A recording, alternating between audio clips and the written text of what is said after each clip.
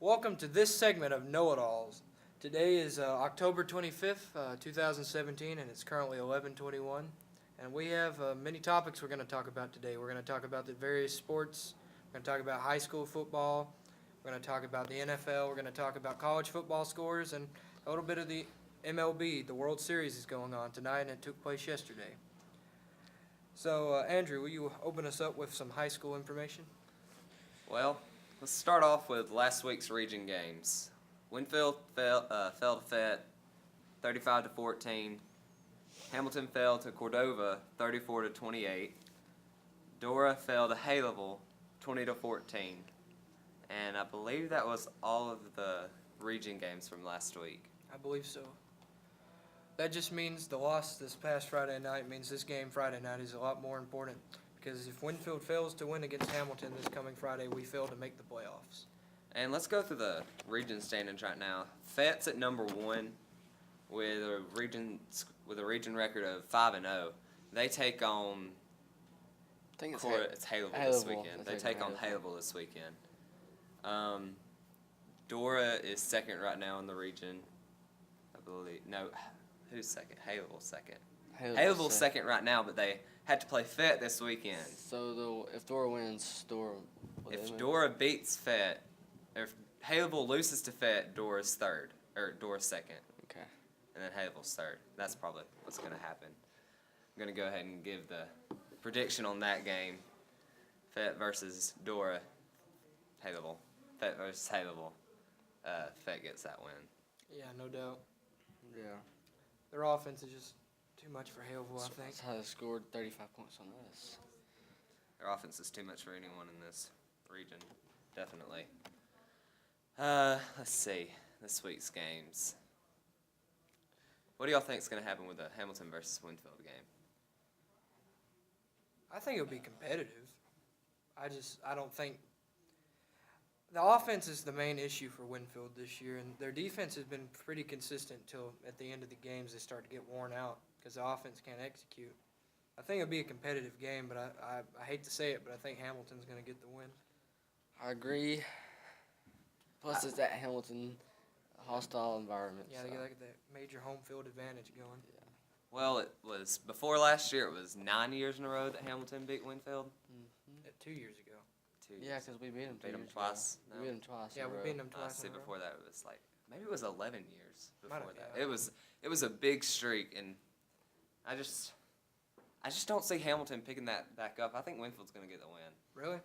I think that the offense is going to execute just enough because Hamilton 2-5 overall this season. Let me look at that. They beat Haleville though. And we did lost. beat Winfield Haleville, lost to Haleville. but our region's been It's been whack. Region 6 has just been crazy. Hamilton's 1-4 in region play, 2-6 overall. Have they already been eliminated for the playoffs? Definitely, because even if they beat Winfield, they're 2-4. If Winfield wins, Winfield's in control of their own destiny. They're in the driver's seat. If Winfield wins Friday, they're 3-3 in region play, 5-4 overall, and this Friday is the last region games for everyone. Mm-hmm. So Cordova is the only team that actually has a shot of beating Winfield out for the state playoffs. But they've already finished region play. Yeah. They finished 3-3, and if Winfield wins Friday night, they finish 3-3 too. But Winfield would get the upper hand because they beat Cordova. You're right. Well, you brought that to my attention. That even brings more home field advantage to Hamilton, knowing that they could knock us out of the playoffs. Mm-hmm. That could bring even more some fire to Hamilton's team. So, I'm just nervous about the game, but I got to stick with Hamilton. Let's see. Good Hope plays. Who do they play? Cordova, I think. No, Cordova's out. Good Hope has no chance of making the playoffs. Good Hope has. Winfield is basically the only. Winfield versus Hamilton's basically the only region game that really is going to matter. If Winfield beats Hamilton, it would be Fett, Dora, Haleville, and Winfield. In that order. Yep. So. Interesting week coming up for high school football. What about college football? It's a big week for top 25 teams. As you know, Alabama and Auburn are off this week, so It's kind of boring. Not gonna have anything to do this Saturday. actually, there's more SEC games to watch and top 25 matchups. Big NC State Notre Dame game coming up also. Yeah. NC State is currently number 1 in the ACC Atlantic because they're undefeated in conference play, but they're 6-1 overall. And Notre Dame, after they're thrashing a USC, if they win out and they get lucky with the rankings, they could possibly make the playoff this year. Basically, they control their own destiny, Yes. but they have to win out. I think Notre Dame will win that game. Also, Oh, I do too. Their offense just went off last week, and I think they'll keep with that. Yeah. What's the quarterback name? Brandon Winbush? Yeah. Winbush? Yeah. He's not very. He can't pass very well, but he's very mobile. Well, I'm a sucker for the small Alabama schools, so I'm rooting for South Alabama this weekend as they take on Georgia State. I'm going South Alabama. Yeah, I gotta pick South Alabama also. South Alabama's been really rough this year, and they've been really inconsistent, but they beat Troy, which was a big win, but they've taken a few tough losses, especially to teams that they definitely should have beat. The Thursday night game this week in college football is number 20 Stanford is playing at Oregon State. Who do y'all think will win that game? I think Stanford's run game is going to dominate the entire game. Like Oregon State, they're just this year that this is not their year. Stanford, like their running back, I can't think of his name right off the bat, but he has the second most rushing yards in the NCAA right now. He's going off. He's number 2 in Heisman watch right now, if I recollect. Also, Yeah. so I'm picking Stanford He's in a definitely blowout. someone to watch. Stanford in a blowout. I'm going Stanford too in a blowout. Then Saturday at 11 a.m. you have Miami, Florida, which is number 8 in the country, versus North Carolina. It's a conference game, but I just think Miami's way too powerful for anyone right now, especially with their schedule. That's true. Well, I don't know. Georgia Tech played them a good game. I think Miami, they got to stay executed the way they are. But if they try to get lazy with it, I think North Carolina could pull an upset. True. So, but I am picking Miami to win the game. But I would watch that one. I am too.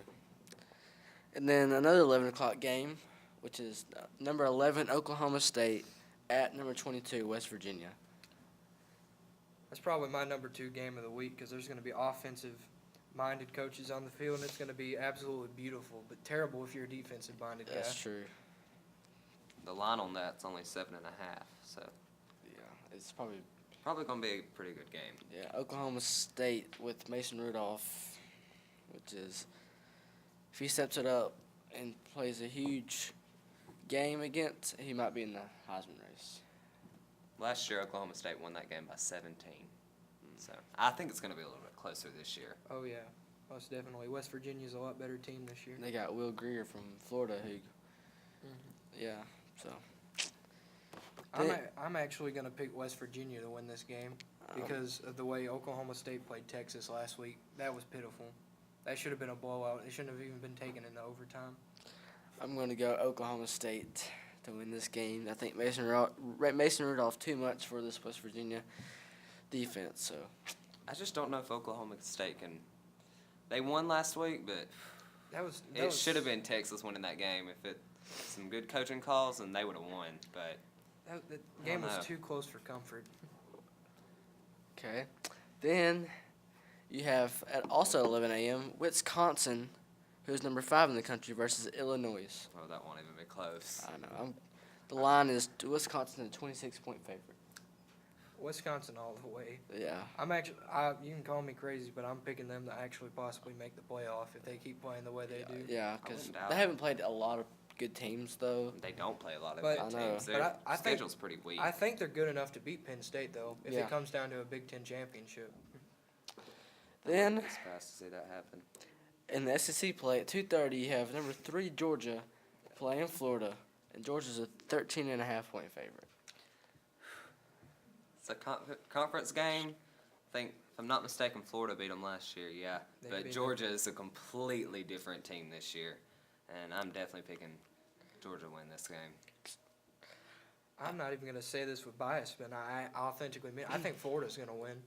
I think they're gonna pull an upset. Like Georgia's gonna come into that game with the mindset that they're gonna win right off the bat, and they're gonna just Florida's offense is finally gonna figure out what they haven't been doing, and they're gonna pull out an upset. I would not be surprised to see that happen at all. Yeah. The game's at the Everbank Field. Yeah, in Jacksonville. Yeah. It's a neutral site game, so. but And it's there's- in Florida. Yeah, But but yeah, I think Georgia's going to win this game. Nick Chubb, Sonny Michelle, and Jake Fromm will beat Florida. So, then also at 2:30, you have number 4 TCU versus number 25 Iowa State.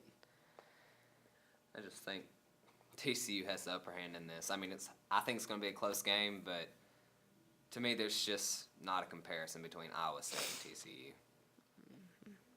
I'm calling a blowout. TCU. Well, TCU's gonna blow them out. TCU's a 6.5-point favorite, only over Iowa State. I just think Iowa State's defense is too inconsistent for TCU's offense. Yeah, I think when they beat Oklahoma didn't play very well at all. So then at 2:30, you have number 16 Michigan State versus Northwestern. Michigan State has just, I don't know. There's only a 2.5-point favorite for this game. If I saw that right. 2. Yeah, 2-point favorite for this game. It's just Michigan State going up against Northwestern. You think that it'd be a lot more than that. Northwestern actually played pretty well last year. They beat it might be 2 years ago. They beat Stanford in the Yeah, first they did. game. Yeah, so And they beat Iowa pretty convincingly last week Yeah. too. Iowa's a good team this year too. They almost beat Penn State. Yeah. Also at 2:30, you have UCLA versus Washington. Washington's season is basically done, in my opinion.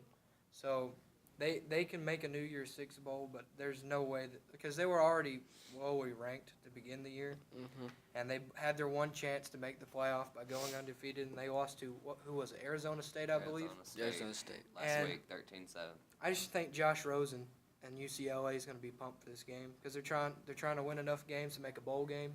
So I'm picking UCLA in an upset.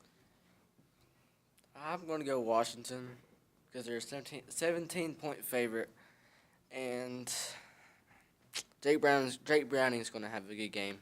So that's what I'm picking I'm gonna Washington. go with Washington too. I just think UCLA is too weak of a team. Okay. Then at 2:45, you have Houston and South Florida. I'm calling South Florida by a landslide. I'm going South Florida because their offense is really good, and Charlie Strong's leading them. They will make a really good bowl game this year, maybe. USF win. I don't even have to explain myself. Okay. Then, at 6:20, you have Duke versus 13 Virginia Tech. Everybody going Virginia Tech? I think it'll be more competitive than what it's predicted, but I still pick Virginia Tech to win. I agree. I agree. Then at 7 o'clock, you have Georgia Tech versus number 7 Clemson. As much as I hate to say it, I think Clemson's going to come away with a win right here. Yeah, it pains me to say it coming as a Georgia Tech fan, but the way they played against Wake Forest last week was embarrassing. The only way that Georgia Tech could really win is if their offense started off strong and confused Clemson at the beginning, but that's not going to happen, so Clemson. Yeah, I want to go Clemson. Is Kelly Bryant back, I'm guessing? Yeah, he's back, so he'll do better than he did against Syracuse, and the offense will be more effective. So I'm going Clemson. Then at 7 o'clock, you have Texas Tech versus number 10 Oklahoma.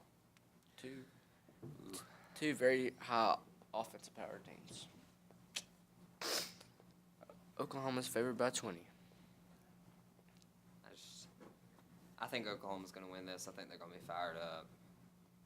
Yeah, Baker Mayfield's going to have a good game. He's going to get himself maybe into the Heisman race, but I don't. Well, he's number 3 right now, or he's either. Is he three or number four. 3? He's either 3 or 4. Oh, I didn't. He's on the Heisman watch. I know that, but I'm picking Oklahoma to win, no doubt.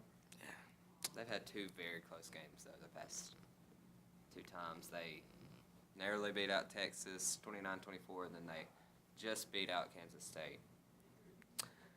At 8:30, you have number 15 Washington State versus Arizona, and Washington State's only a 3-point favorite.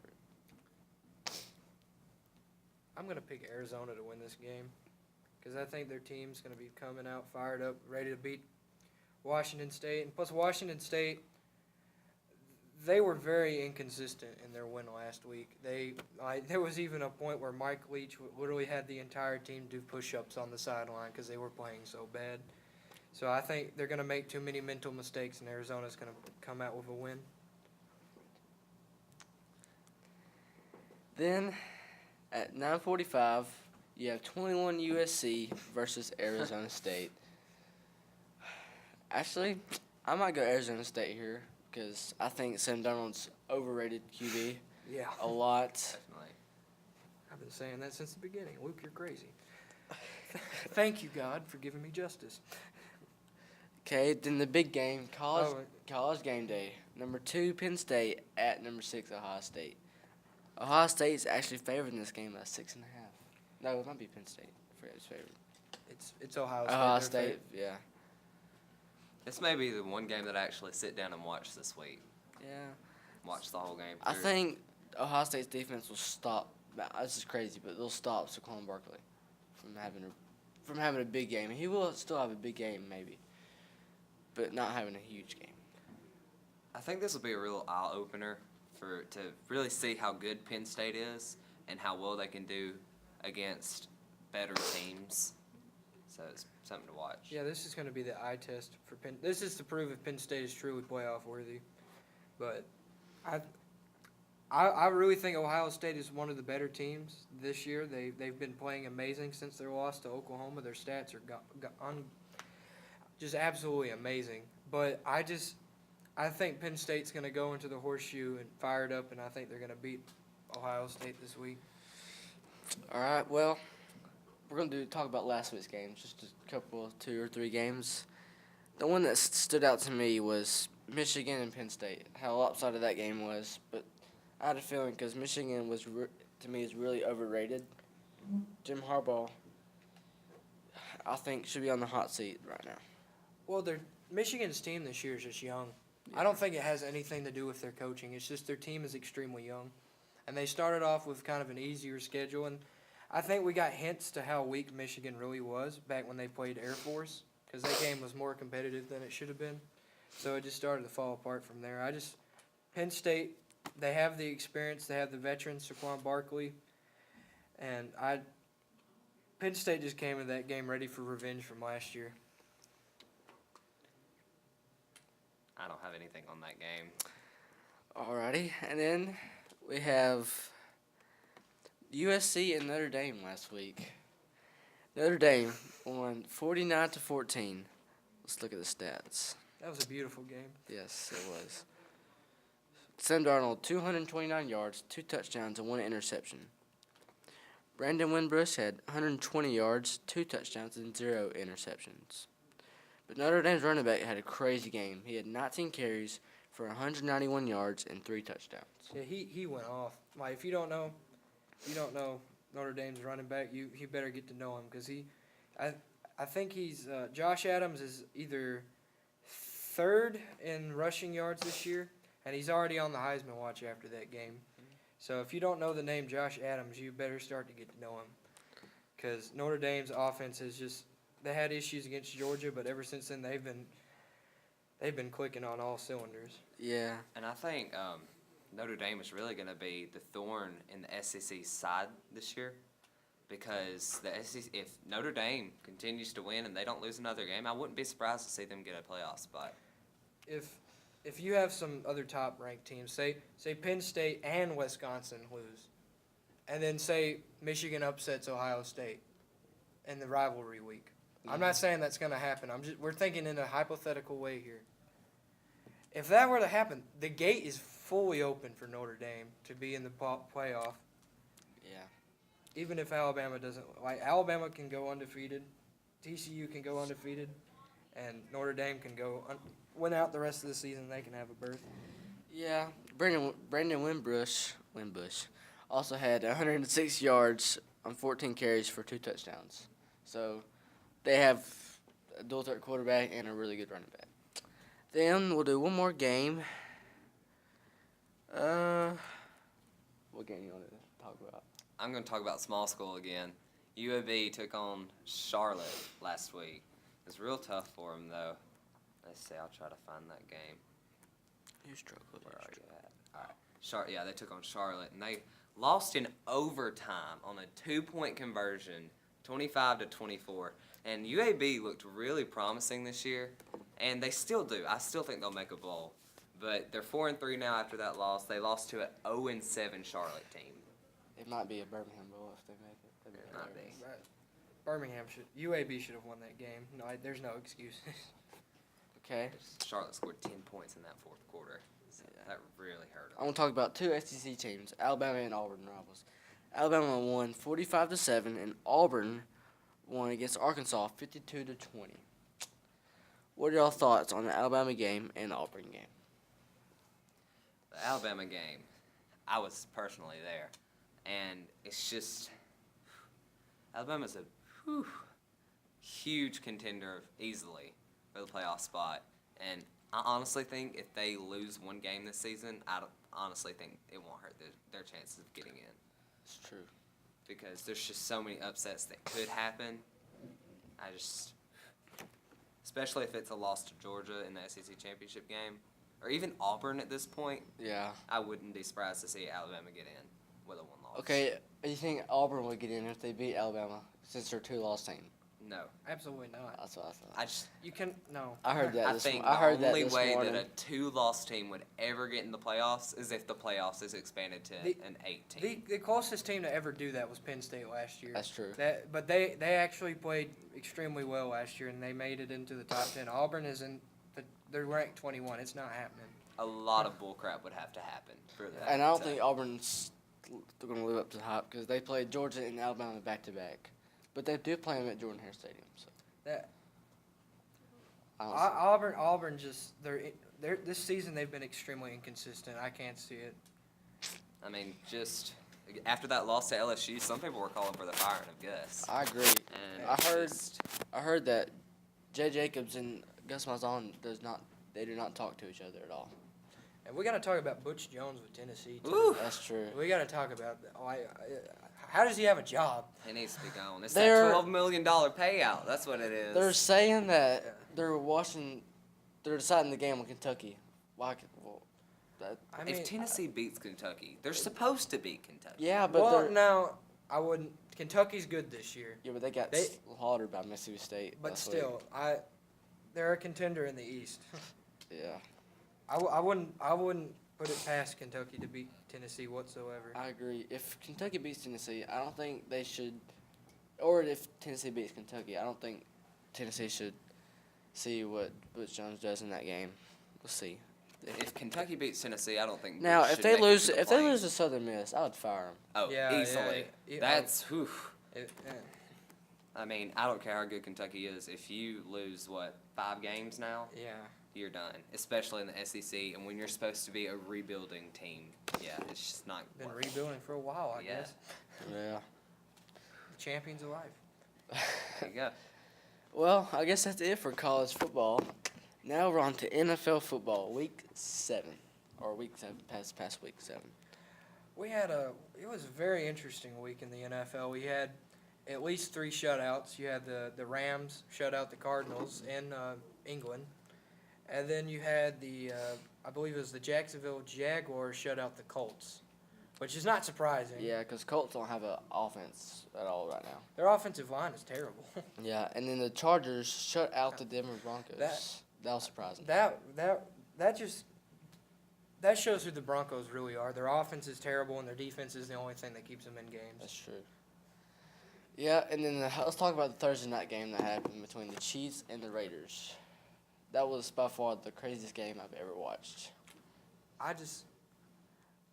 Kansas City could have won if they hadn't had those penalties called on them at the end of the game, but it was their fault. You Yeah. just can't But- make those dumb penalties Yeah, those defensive holding penalties. I Yeah, think it was. twice.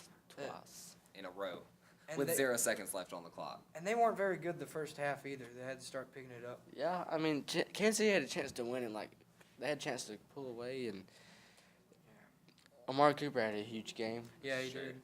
Gotta give Oakland credit. I mean, and you gotta Yeah, give they deserve the win. and They- you gotta give Derek Carr credit too for seeing Amari Cooper and stuff. So. And then we had a game that was a surprise to me. Well, let's talk about the Monday night game, Luke. Well, the Philadelphia Eagles they won 34-24 against their division rivals, the Washington Redskins, who they had already defeated in Week 1. So that means the Eagles have swept the Redskins in the division, making the Eagles 6-1 with the best record in the NFL, and they're 3-0 in the division.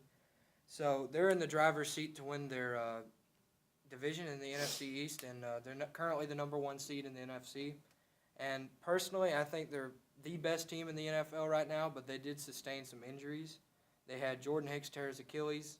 He's out for the season.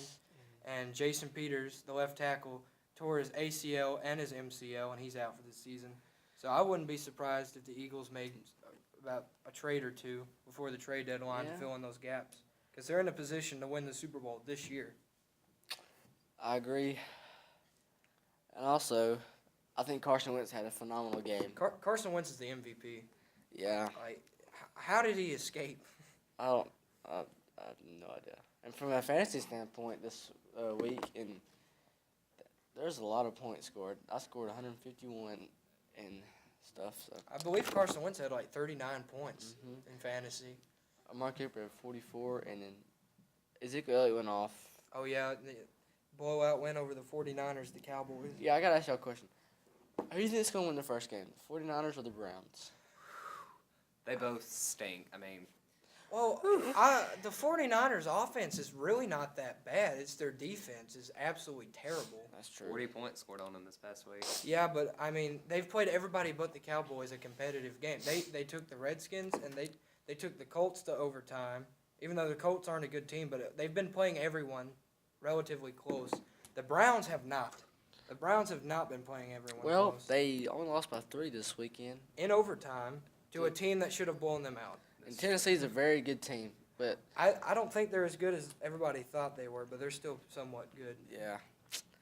And then there's one more game that we could talk about.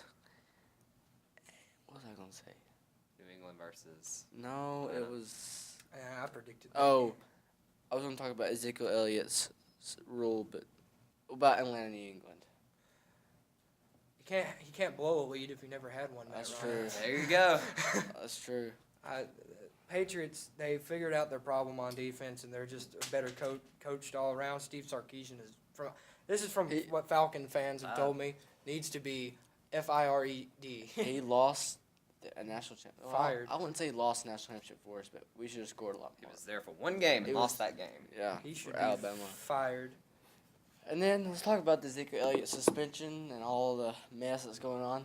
What do y'all think he should he get suspended, or should he take it, or should he keep appealing and stuff? Well, if he keeps appealing, it's going to keep happening, and it's just going to bring more drama to the organization of the Cowboys. So if I were him, if he actually wanted the team to make the playoffs, I would have done it the first 6 games because he would have already been back by now. And they would have been in good shape. Darren McFadden's a good running back. He is. He really is. He's good third down back. He's a speed back. They also got Alfred Morris, and then Mm-hmm. Dak Prescott is doing really well. He is. But now, with the position that he's in, he kind of has to appeal because he's so close to the playoffs. You don't want to get suspended and have to sit out a playoff game. That's true. So If they make the playoffs, they might not. that's true, but I'm looking at it from his perspective Yeah. because you got to be optimistic. Yeah. Any more games you want to talk about in NFL, Luke? I want to talk about the Rams for a The Rams? second. I'm impressed. I wasn't fully sold on this team, but after their thrashing of the Cardinals, and also Carson Palmer's out for the Yeah. season because he broke his left arm. But I think the Rams are legit. I think they're a playoff contender. And you would have never caught me saying that last year. They've scored more points than they did the entire season already last Yeah. year. Yep.